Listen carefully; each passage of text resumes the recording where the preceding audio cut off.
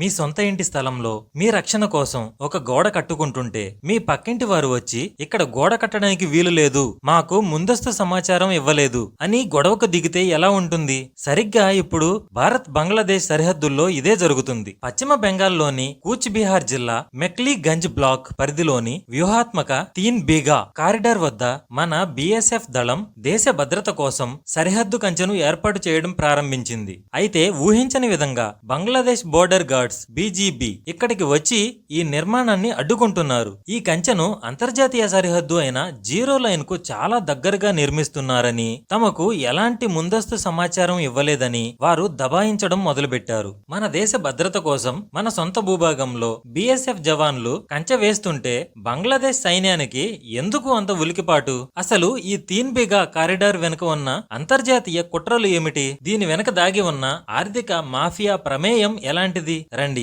ఈ వీడియోలో పూర్తి వివరాలు తెలుసుకుందాం. భారత్ బంగ్లాదేశ్ సరిహద్దు అనేది ఒక నేరుగా ఉండే సరళ రేఖ కాదు. భౌగోళికంగా ఇది ప్రపంచంలోనే అత్యంత సంక్లిష్టమైన జిగ్జాగ్ సరిహద్దుగా ఉంటుంది. అంటే ఒక దేశ భూభాగం వేరొక దేశంలోనికి చొచ్చుకొని వచ్చి ఉంటుంది. వీటి మధ్యలో ప్రవహించే నదులు, నీటి వనరులు, దట్టమైన అడవులు, చిత్తడి నేలలు ఈ సరిహద్దులను మరింత సంక్లిష్టంగా మారుస్తున్నాయి. పశ్చిమ బెంగాల్ కు బంగ్లాదేశ్ తో ఉన్న మొత్తం సరిహద్దులో ఇప్పటికే మన భారత ప్రభుత్వం 1600 కిలోమీటర్లకు మేర పటిష్టమైన కంచె నిర్మాణాన్ని పూర్తి చేసింది. అయితే ఇంకా దాదాపుగా 600 కిలోమీటర్ల సరిహద్దు ప్రాంతంలో కంచె నిర్మించాల్సి ఉంటుంది. ఈ మిగిలిపోయిన ప్రాంతంలో చాలా చోట్ల నదులు, దట్టమైన నీటి వనరులు ఉండడంతో అక్కడ భౌతికంగా ఇనుప కంచె వేయడం అనేది మన భద్రతా దళాలకు రోజురోజుకు ఒక పెద్ద సవాలుగా మారిపోతుంది. సరిగ్గా ఈ భౌగోళిక లొసుగులని ఆసరాగా చేసుకుని అక్రమ చొరబాటుదారులు,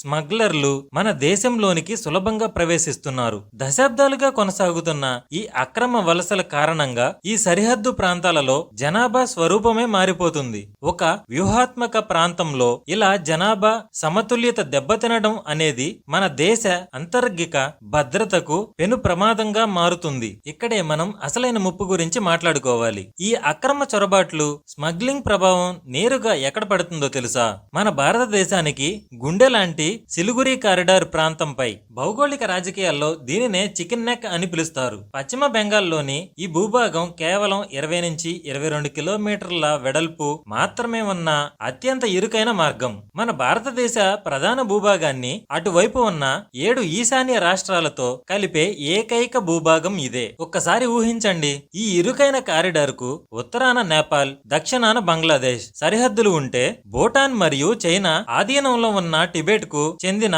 వ్యూహాత్మక చుంబీ వ్యాలీ దీనికి అత్యంత సమీపంలో ఉన్నాయి. రేపొద్దున్న యుద్ధం లాంటి అత్యవసర పరిస్థితి వస్తే చైనా సైన్యం కేవలం కొన్ని కిలోమీటర్లకు ముందుకు వచ్చి ఈ సిలిగురి కారిడార్ ను గనక బ్లాక్ చేస్తే మన 7 ఈశాన్య రాష్ట్రాలు భౌతికంగా భారత నుంచి పూర్తిగా విడిపోతాయి. గతంలో జరిగిన ప్రసిద్ధ డోక్లాం స్టాండ్ ఆఫ్ కు ప్రధాన కారణం కూడా ఈ చైనా ఈ కారిడార్ ను లక్ష్యంగా చేసుకోవడమే. చైనా ఈ చికెన్ నెక్ కు మరింత దగ్గరగా వచ్చి మన మెడలు వంచాలని ప్లాన్ వేసింది. అప్పట్లో మన ఆర్మీ చైనాను ఉక్కుపాదంతో తొక్కిపట్టింది కాబట్టి సరిపోయింది. మరి అంతటి సున్నితమైన ప్రాంతానికి మునివేళ్ల దూరంలో ఉన్న బంగ్లాదేశ్ బోర్డర్ ను మనం గాలికి వదిలేయగలమా? అక్కడి జనాభా మారిపోయి దేశ వ్యతిరేక శక్తులు స్థిరపడితే అది దేశానికి ముప్పు కాదా? అందుకే ఇక్కడ కంచె వేయడం మన భారతదేశానికి ఒక ఆప్షన్ కాదు, ఖచ్చితంగా కంచె వేసి తీరాల్సిందే. ఈ వివాదం వెనుక కేవలం బంగ్లాదేశ్ మాత్రమే లేదు, తెర వెనక ఉండి నడిపిస్తున్న చైనా పెద్దల హస్తం కూడా ఉంది. భారతదేశాన్ని చుట్టుముట్టడానికి చైనా పన్నుతున్న స్ట్రింగ్ ఆఫ్ పర్ల్స్ వ్యూహంలో బంగ్లాదేశ్ ఒక కీలక భాగస్వామిగా మారుతుంది. బంగ్లాదేశ్ లోని చిటగాంగ్ మరియు మోంగ్లా ఓడరేవులు ఆధునికీకరణ పేరుతో చైనా అక్కడ బాగా భారీగా పెట్టుబడులు పెడుతుంది. ఒకవేళ భవిష్యత్తులో ఈ 2 ఓడరేవులు చైనా నౌకాదళం ఆధీనంలోకి వెళితే అటు సముద్ర మార్గంలో ఉన్న చిటగాంగ్ ఓడరేవు ద్వారా ఇటు భూభాగంలో ఉన్న సిలిగురి కారిడార్ దగ్గర నుంచి భారతదేశాన్ని 2 వైపులా ఏకకాలంలో ఇరుకులో పెట్టాలి అనే చైనా కుతంత్రం బయటపడుతుంది. అందుకే బంగ్లాదేశ్ తో ఉన్న ప్రతి చిన్న సరిహద్దును క్లోజ్ చేయడం భారత్ కు అత్యంత కీలకమైన విషయం. ఇప్పుడు బిఎస్ఎఫ్ ఇప్పుడు అంతర్జాతీయ సరిహద్దు రేఖ వెంబడి అనగా పూర్తి భారత భూభాగంలోనే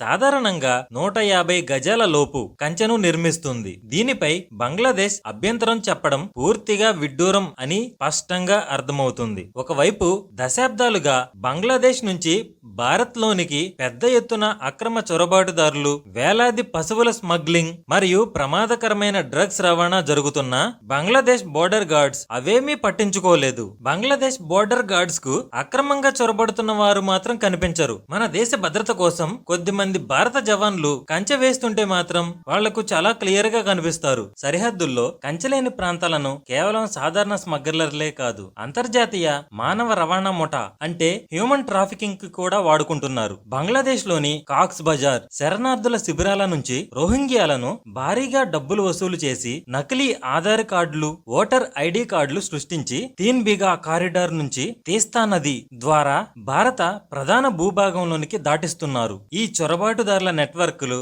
దేశవ్యాప్తంగా విస్తరించి ఉన్న స్లీపర్ సెల్స్ తో లింక్ అయి ఉండటం వల్ల ఇది కేవలం సరిహద్దు సమస్యే కాదు, దేశ సార్వభౌమాధికారానికి ఒక పెద్ద సవాలని ఇంటెలిజెన్స్ వర్గాలు హెచ్చరిస్తున్నాయి. నిజానికి బంగ్లాదేశ్ వైపు ఈ కంచె నిర్మాణాన్ని వ్యతిరేకించడానికి ప్రధాన కారణం తెర వెనక ఉన్న ఒక ఆర్థిక కోణం. అక్కడ స్మగ్లర్లకు సహకరిస్తూ వేల కోట్ల రూపాయలు వసూలు చేసే ఒక పెద్ద మాఫియా నెట్వర్క్ బంగ్లాదేశ్ వైపు నడుస్తుంది. బంగ్లాదేశీయులు వీసాలు లేకుండా తమ ఎన్క్లేవ్ లైన్, అంగర్పోతా, దహంగ్రామ్ల మధ్య సులభంగా ప్రయాణించడానికి భారతదేశం ఎంతో పెద్ద మనసుతో ఈ తీన్ బేగా కారిడార్ సదుపాయాన్ని కల్పించింది. కానీ చాలా మంది స్మగ్లర్లు ఈ సదుపాయాన్ని ఆసరాగా తీసుకుని పక్కనే ఉన్న తీస్తా నదిని దాటి అక్రమంగా భారత ప్రధాన భూభాగంలోనికి చొరబడుతున్నారు. కంచె నిర్మాణం పూర్తి అయితే ఈ మాఫియా వ్యాపారం ఆగిపోతుంది, అధికారులకు వచ్చే కమిషన్లు ఆగిపోతాయి. అందుకే ఈ ఫెన్సింగ్ నిర్మాణానికి అడ్డుపడుతున్నారు. ప్రస్తుతం సోషల్ మీడియాలో బంగ్లాదేశ్ లోని సిల్హాట్ ప్రాంత సరిహద్దుల నుంచి ఒక వీడియో విపరీతంగా వైరల్ అవుతుంది. అందులో బిఎస్ఎఫ్ జవాన్లు కంచెను ముందుకు జరుపుతూ బంగ్లాదేశ్ భూభాగాన్ని ఆక్రమిస్తున్నారని అక్కడ వాళ్ళు ఆరోపిస్తున్నారు. ఈ ఆరోపణలు ముమ్మాటికి అవాస్తవాలు. 2015లో భారత్ బంగ్లాదేశ్ మధ్య జరిగిన ల్యాండ్ బోర్డర్ అగ్రిమెంట్ ప్రకారం రెండు దేశాలు తమ సరిహద్దుల్లో ఉన్న ఎన్క్లేవ్లను అధికారికంగా మార్చుకున్నాయి. ఆ చట్టబద్ధమైన ఒప్పందం ప్రకారం ఖరారైన సరిహద్దు రేఖల ప్రకారమే బిఎస్ఎఫ్ ఇప్పుడు పక్కాగా కంచె నిర్మాణం చేస్తుంది. అంతేకాదు బంగ్లాదేశ్ పదే పదే 1996 నాటి గంగా నది జలసంధి ఒప్పందం గురించి ప్రస్తావిస్తూ భారతదేశం తమకు నీరు ఇస్తేనే సంబంధాలను కొనసాగిస్తామని ఏకంగా వాటర్ పాలిటిక్స్ మరియు బ్లాక్ మెయిల్ వ్యూహాలను తెర మీదకు తీసుకువస్తుంది. కానీ మన దేశ ప్రయోజనాలను పణంగా పెట్టే ప్రసక్తే లేదని భారత్ తేల్చి చెప్పింది. ఈ సరిహద్దు ఉద్రిక్తతలపై దౌత్యపరంగా కూడా భారత్ గట్టిగానే స్పందిస్తుంది. ఇటీవల జరిగిన బీమ్స్టెక్ ప్రాంతీయ సదస్సులో భారతదేశం సరిహద్దు భద్రత, ఉగ్రవాద నియంత్రణపై ఒక స్పష్టమైన లైన్ గీసింది. పొరుగు దేశాలు తమ భూభాగాల నుంచి భారత వ్యతిరేక శక్తులు, స్మగ్లింగ్ మాఫియాలు పనిచేయకుండా చూడాల్సిన బాధ్యత ఆయా ప్రభుత్వాలదే అని, లేదంటే సరిహద్దుల్లో భారత్ తీసుకునే కఠినమైన ఏకపక్ష నిర్ణయాలను ఎవరూ తప్పుపట్టలేరని దౌత్యపరమైన వేదికలపై భారత్ ముఖం మీదే తేల్చి చెప్పేసింది. భౌతిక కంచెలు వేయటం సాధ్యం కాని చోట భారతదేశం ఇప్పుడు అత్యంత ఆధునిక సాంకేతికతను వాడుకుంటుంది. మిజోరం లాంటి దట్టమైన అడవి ప్రాంతాల్లో భారీ వర్షాలు, వాతావరణంలో ఉండే విపరీతమైన తేమ కారణంగా భౌతిక ఇనుప కంచెలు తుప్పుపట్టి దెబ్బతింటాయి. నదీ పరివాహక ప్రాంతాల్లో వీటి నిర్వహణ చాలా కష్టంగా మారుతుందని భారత్ స్మార్ట్ బోర్డర్ ప్రాజెక్ట్ ను రంగంలోనికి దించింది. Laser walls, thermal images, infrared సెన్సార్లతో ఒక అదృశ్య సాంకేతిక రక్షణ గోడను ఏర్పాటు చేస్తుంది. మన దేశం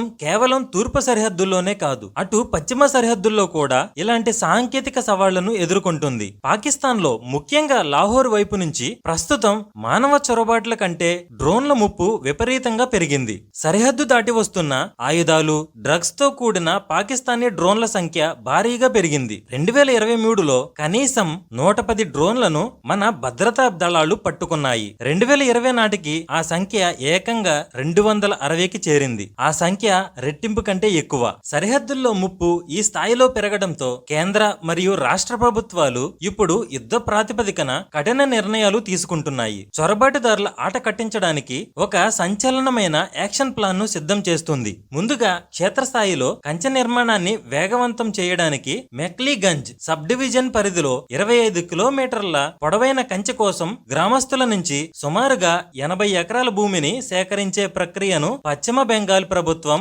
అత్యంత వేగవంతం చేసింది. పశ్చిమ బెంగాల్ అంతర్గత భద్రత మరియు రాజకీయాల్లో కూడా ఎవరూ ఊహించని మార్పులు వస్తున్నాయి. అస్సాం సీఎం హేమంత బిశ్వ శర్మ మోడల్ ను అనుసరిస్తూ బెంగాల్ ప్రభుత్వం మదర్ తెరీసా ఫౌండేషన్ ను మరియు ఇమాంల నెలవారీ జీతాలను నిలిపివేసింది. దీంతో పాటు గతంలో మతం ఆధారంగా ఇచ్చిన అక్రమ ఓబీసీ రిజర్వేషన్లు కూడా రద్దు చేశారు. అక్రమ వలసదారుల ఆర్థిక మూలాలను దెబ్బతీయడానికి కోల్కతాలోని అత్యంత రద్దీగా ఉండే హౌరా మరియు సిల్దా రైల్వే స్టేషన్ల పరిధిలో దశాబ్దాలుగా ఉన్న అక్రమ దుకాణాలను పోలీసులు పూర్తిగా తొలగిస్తున్నారు. ఇప్పుడు పశ్చిమ బెంగాల్ పోలీసులు అత్యంత కఠినంగా వ్యవహరిస్తున్నారు. అల్లర్లకు పాల్పడే వారిపై ఉక్కుపాదం మోపుతున్నారు. రాజకీయ నాయకులు సైతం ఎలాంటి ఒత్తిళ్లకు లొంగకుండా దాడులను ఉపేక్షించవద్దని పోలీసులకు ఫ్రీ హ్యాండ్ ఇస్తున్నారు. జాతీయ స్థాయిలో చొరబాట్లను జీరో చేయడానికి త్రిపుర, పశ్చిమ బెంగాల్, అస్సాం తదితర రాష్ట్ర ముఖ్యమంత్రులతో కేంద్ర హోంశాఖ మంత్రి ఉన్నత స్థాయి సమావేశాలను నిర్వహిస్తున్నారు. దీని ప్రభావం దేశం లోపల కూడా కనిపిస్తుంది. మహారాష్ట్రలోని ముంబై లాంటి మెట్రో నగరాలలో అక్రమంగా నివసిస్తున్న బంగ్లాదేశీయులు మరియు రోహింగ్యాలను గుర్తించి వారి నివాసాలను తొలగించే ప్రక్రియ వేగవంతం చేస్తుంది. అసలు ఈ భారత్ బంగ్లాదేశ్ సరిహద్దు ఎంత విచిత్రంగా ఎంత సంక్లిష్టంగా ఉంటుందో తెలుసా? సరిహద్దు రేఖ సరిగ్గా కొన్ని గ్రామాల మధ్యలో నుంచి కొన్ని ఇళ్ల మధ్యలో నుంచి వెళ్తుంది. అవును, మీరు విన్నది నిజమే. ఇక్కడ కొన్ని ఇళ్లు ఎలా ఉంటాయంటే ఆ ఇళ్లలోని వంటగదులు భారతదేశంలో ఉంటే వాళ్ళు పడుకునే బెడ్రూమ్స్ బంగ్లాదేశ్ భూభాగంలో ఉంటుంది. ఒకే ఇంట్లో ఉంటూనే వాళ్ళు రోజు అంతర్జాతీయ సరిహద్దులు దాటుతూ ఉంటారు. స్మగ్లర్లకు మరియు చొరబాటుదారులకు ఇది ఎంత పెద్ద వరంగా మారుతుందో అని ఆలోచించండి. జస్ట్ ఒక గదిలో నుంచి ఇంకో గదిలోకి నడుచుకుంటూ వెళ్లిపోయినంత ఈజీగా వాళ్ళు దేశాలు దాటుతున్నారు. ఇలాంటి ఇళ్లను, గ్రామాలను దాటుకుంటూ అక్రమ రవాణాలు కొనసాగుతున్నాయి. కాబట్టే ఇకపై ఏమాత్రం లూప్ హోల్స్ లేకుండా పక్కాగా సరిహద్దు కంచెను వేయడం భారత్ కు అవసరమైంది. ఇకపై అక్రమ చొరబాటుదారులపై కేవలం కేసులు, కోర్టులు ఉండవు. రాష్ట్ర పోలీసులు పట్టుకున్న చొరబాటుదారులను నేరుగా బీఎస్ఎఫ్ కు అప్పగించే కొత్త యంత్రాంగం వచ్చేసింది. పౌరసత్వ సవరణ చట్టం సిఏఏ పరిధిలోకి రాని వారిని నిర్బంధించి వెంటనే దేశం నుంచి బహిష్కరించే చారిత్రాత్మకమైన డిటెక్ట్, డిలీట్ మరియు డిపోర్ట్ విధానాన్ని దేశవ్యాప్తంగా అత్యంత కఠినాత్మకంగా అమలు చేస్తున్నారు. దేశ భద్రత విషయంలో ఇక రాజీ పడే ప్రసక్తే లేదు. భారతదేశ సరిహద్దు భద్రత కోసం ప్రభుత్వం తీసుకుంటున్న ఈ కఠినమైన చర్యలపై, అలాగే బంగ్లాదేశ్ బోర్డర్ గార్డ్స్ ప్రవర్తనపై మీ అభిప్రాయాన్ని తప్పకుండా కింద కామెంట్ రూపంలో తెలియజేయండి. ఈ వీడియో అనాలిసిస్ మీకు నచ్చితే వీడియోని లైక్ చేయండి. మన జియో తెలుగు ఛానల్ ని సబ్స్క్రైబ్ చేసుకోండి. ఈ టాపిక్ పైన మరిన్ని వీడియోలు వస్తూనే ఉంటాయి కనుక ఛానల్ ని ఫాలో అవ్వండి. Thank you. జై హింద్.